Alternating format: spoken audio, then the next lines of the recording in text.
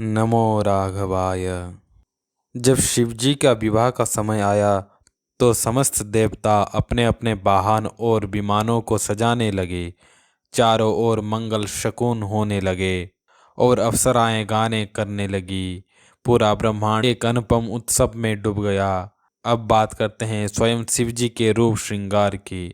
शिवजी के गण उनका श्रृंगार करने लगे। जटाओं का मुकुट बनाया गया और उस पर सांपों की मोर सजाई गई। कुंडल और कंकड़ भी सांपों के। शरीर पर विभूति और वस्त्र की जगह बाघ की खाल थी। मस्तक पर चंद्रमा, सिर पर बहती गंगा, 3 नेत्र और सांपों का जनेऊ, गले में 20 और छाती पर नरमुंडों की माला। बेशक बेश विचित्र था, लेकिन शिवजी तो हैं ही कल्याण के धाम। अब शिवजी डमरू और त्रिशूल हाथ में लेकर अपने नंदी बैल पर सवार हुए और बाजे गाजे के साथ चल पड़े। देवांगनाएं उन्हें देखकर मुस्कुराने लगी, सोचने लगी कि ऐसे दूल्हे के योग्य दुल्हन कहाँ मिलेगी। उधर ब्रह्मा विष्णु सहित सभी देवता भी अपने अपनी सवारियों पर बारात में सम्मिलित हुए।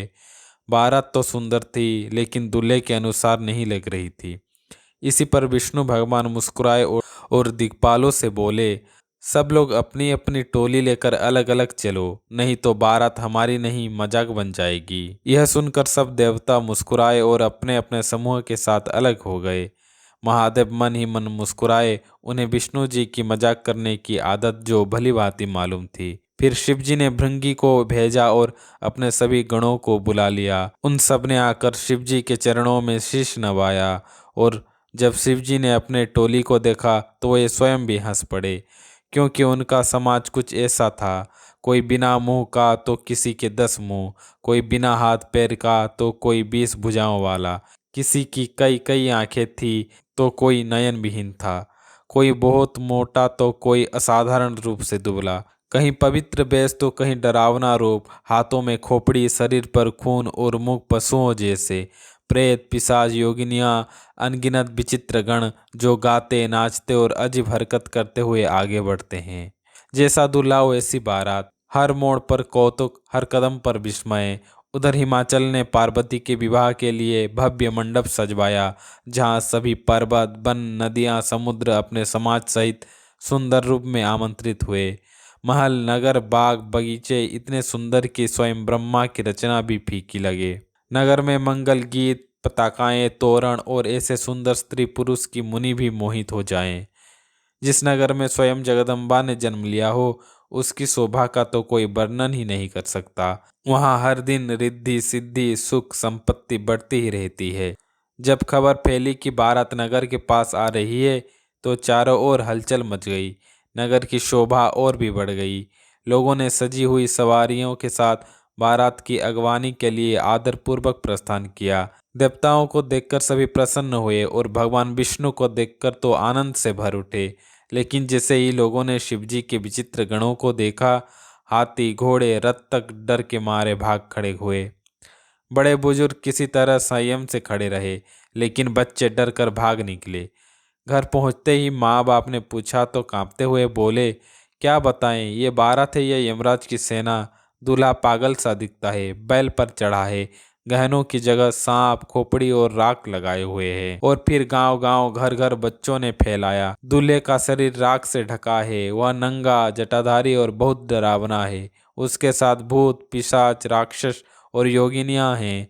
जो इस बारात को देखकर भी जीवित रहे, वही सच में भाग्यशाली है, क्योंकि वही पार्वती का विवाह देख पाएगा। शिवजी की विचित्र बारात देखकर माता मैना घबरा गई। उन्होंने कहा, इतनी सुंदर बेटी के लिए ये पागल सा वर क्यों। मैं उसे आग में झोंक दूंगी, पर इसका विवाह उससे नहीं होने दूंगी। मैना रोने लगी और नारद को दोष देने लगी। उन्होंने मेरी बेटी को ऐसा उपदेश दिया कि उसने इस वर के लिए तप किया। तब पार्वती जी ने बहुत ही शांति और प्रेम से माँ को समझाया, माँ, जो विधाता ने लिखा है वह टल नहीं सकता। व्यर्थ कलंक मत लो, मुझे जो भाग्य में मिलेगा मैं स्वीकार करूंगी। पार्वती की बात सुनकर सब स्त्रियां भावुक हो गई और रोने लगी। उसी समय नारद और सप्त ऋषियों के साथ हिमाचल घर लौटे। नारद ने कहा, मैना, यह कन्या साक्षात जगदम्बा भवानी है। नारद जी ने बताया, पार्वती कोई साधारण नहीं, साक्षात जगदम्बा है। पहले जन्म में ये सती थी और शिवजी से ही विवाह किया था। अब फिर तप कर उन्हें वही पति मिला है। यह सुनकर सबका दुख दूर हो गया। नगर में खुशियां फैल गई। हिमाचल और मैना ने खुशी से पार्वती को वंदन किया। नगर में मंगल गीत, भोजन और उत्सव शुरू हो गया। देवताओं ने स्वादिष्ट भोजन किया। स्त्रियां रीति अनुसार उन्हें हंसते हंसाते मृदु गालियां देने लगी। भोजन का आनंद अपार था। फिर सबने पान खाया और अपने ठिकानों पर लौट गए। देवताओं की फिर सप्तऋषियों ने हिमवान को विवाह का शुभ लग्न बताया और देवताओं को बुला भेजा। विवाह मंडप दिव्य सज्जा से सजा। शिवजी ब्राह्मणों को प्रणाम कर सिंहासन पर विराज हो गए। पार्वती जी को सखियां श्रृंगार करके लाई। उनका सौंदर्य देखकर देवता भी मोहित हो गए। कोई कवि, कोई वेद, यहाँ तक कि शेष पर सरस्वती भी उस सौंदर्य का वर्णन नहीं कर सकते। पार्वती माता संकोच में थी। शिवजी के चरण देखने में भी लज्जा करती थी, परंतु मन रूपी भौरा वही मंडरा रहा था। अब पार्वती जी की विदाई का समय आ गया। मैना माता बहुत प्रेम में डूबी हुई थी। कहती हैं, विधाता ने स्त्रियों को क्यों रचा? पराधीन को तो सपने में भी सुख नहीं मिलता। वे बार बार पार्वती के चरण पकड़ती है, लिपटती हैं। पार्वती सब स्त्रियों से मिलकर फिर माता से लिपट जाती हैं। फिर सबने पार्वती को आशीर्वाद दिया। वे सखियों संग शिवजी के पास पहुंची। शिव पार्वती सबका संतुष्ट कर कैलाश को चले। देवताओं ने फूल बरसाए, आकाश में नगाड़े बजे। हिमवान प्रेम से उन्हें पहुंचाने साथ चले। शिवजी ने उन्हें आदरपूर्वक संतोष देकर विदा किया। घर लौटकर हिमवान ने पर्वतों और सरोवरों का भी सम्मानपूर्वक विदा किया। शिव पार्वती कैलाश में गणों सहित रहते हैं। वहाँ वे नित्य नवीन विहार करते हैं, भोग विलास करते हैं। समय बीतता गया और कार्तिकेय यानी 6 मुखों वाले कुमार षटवदन का जन्म होता है, जिन्होंने आगे चलकर तारकासुर का वध किया। यह कथा वेद पुराण में प्रसिद्ध है। शिव जी कैलाश पर्वत पर पार्वती संग निवास करते हैं। वहाँ योगी, मुनि, देव, सिद्ध सब शिव जी की सेवा करते हैं। जो भगवान से विमुख हैं वे वहाँ नहीं जा सकते। एक दिन शिवजी एक सुंदर बरगद के पेड़ के नीचे विराजे। उनका रूप अद्भुत था। गौरवर्ण, सर्पभूषण, भस्म लेपित शरीर और कमल जैसे चरण। उनकी शोभा चंद्रमा से भी अधिक तेजस्वी थी। शिवजी विराजमान हैं। माँ पार्वती यह शुभ अवसर देखती हैं और शिवजी के पास आती हैं। शिवजी उन्हें अपनी बाईं ओर सादर आसन देते हैं। माँ भवानी बैठ जाती है। हृदय में पिछला जन्म याद आने लगता है और पार्वती जी कहते हैं, हे नाथ, आप सर्वज्ञ हैं, योग, ज्ञान और वैराग्य के समुद्र हैं। यदि मैं आपकी सच्ची दासी हूँ तो मेरी एक प्रार्थना है। कृपया श्री राम के वास्तविक स्वरूप को विस्तार से बताइए। वह कौन है जिनकी कथा सब देवता, वेद, मुनि और स्वयं ब्रह्मा तक गाते हैं? शिव जी पार्वती जी का विनम्र प्रश्न सुनकर मुस्कुराते हैं। उनके नेत्रों में प्रेम भर आता है। हृदय श्री राम के नाम के स्मरण से पुलकित हो उठता है। शिव जी कहते हैं, हे पार्वती, तुम धन्य हो जो श्री राम के रहस्य को जानने का उत्सुक हो। यह कथा गंगा की तरह पावन है। इसे सुनना ही मोक्ष का मार्ग है। अब ध्यान से सुनो। शिव जी अब राम कथा का वह गूढ़ रहस्य बताने जा रहे हैं जो स्वयं वेदों और ऋषियों के लिए भी अद्भुत है। माँ पार्वती, जिनका मन अब मोह से मुक्त हो चुका है, राम कथा में पुण्य रुचि से भर गया है, वे करबद्ध होकर भगवान शिव से निवेदन करती हैं, हे नाथ, अब भी मेरे मन में कुछ शंका शेष है। कृपा कीजिए, मुझे वह राम कथा सुनाइए जो मन, बुद्धि और आत्मा को शुद्ध करती है।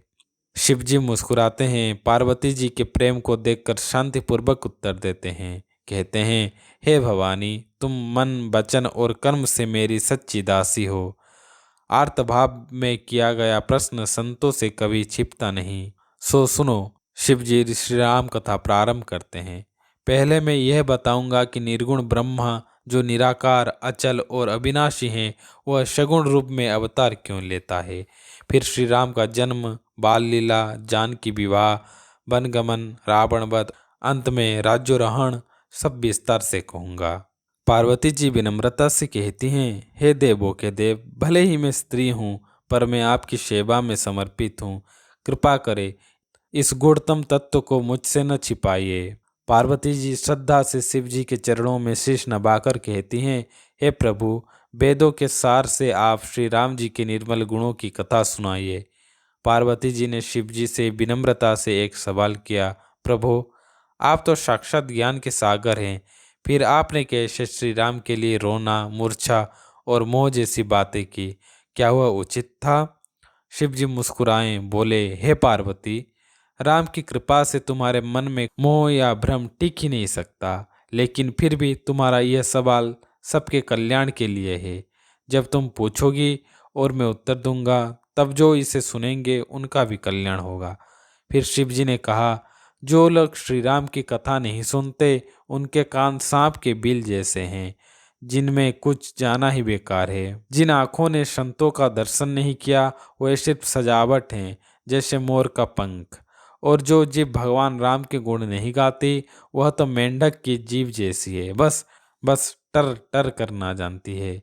पार्वती, श्री राम की लीला ऐसी है जो देवताओं के लिए कल्याणकारी है और राक्षसों को भ्रम में डालने वाली। उनकी कथा को समझना बहुत जरूरी है, क्योंकि वह सच्चा मार्ग है। जब शिव जी ने श्री राम के बारे में गूढ़ ज्ञान सुनाया, तो पार्वती जी का हृदय प्रेम और श्रद्धा से भर गया। वे बार बार शिव जी के चरणों में झुकती हैं, हाथ जोड़कर कमल के तरह कोमल हथेलियों से निवेदन करती हैं। वो कहती हैं, हे प्रभु, आपकी वाणी चंद्रमा की किरणों जैसी शीतल है। जिस तरह शरद की तपती धूप मन को बेचैन करती है, उसी तरह मेरे भीतर श्री राम को लेकर भ्रम था, लेकिन आपकी कृपा से सब भ्रम मिट गया है।